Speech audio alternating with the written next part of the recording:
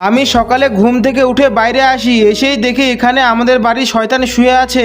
আর তাকে একটু আদর করে দিয়ে তাড়াতাড়ি ব্রাশ করে নিলাম, কারণ আজকে জমিতে ঘাস তুলতে যেতে হবে। তাই সকালকার খাবারও খেয়ে নিলাম আর চলে গেলাম জমিতে। আর এই যে এইভাবে ঘাসগুলো ছিঁড়ে ফেলতে হবে, না হলে ধানের গাছের সঙ্গে যদি ঘাস থাকে তাহলে কিন্তু ধান ভালো হবে না। এইভাবে 2 ঘন্টা কাজ করার পর জমি থেকে ঘাস তোলা শেষ হলো। এবার যাব পাটকাঠি আনতে। এই যে এরকম করে পাটকাঠি গুলো নিয়ে যাব, আর পাটকাঠি গুলো কিন্তু অনেক ভারী। এরপর পাটকাঠি গুলো বাড়িতে নিয়ে এসে রাখলাম, কিন্তু আমার অবস্থা পুরোই শেষ। তাই তাড়াতাড়ি স্নান করে নিলাম আর খাওয়া দাওয়া করে শুয়ে পড়লাম, কিন্তু কিছুতে ঘুম ধরছিল না। তাই রেডি হয়ে একটা কলা খেতে খেতে বাইরে চলে আসলাম। আর এই যে দেখো, এখানে এরা রাজমিস্ত্রি কাজ করছে, কিন্তু সেখানে কিছুক্ষণ থাকার পর বাড়ি চলে আসি।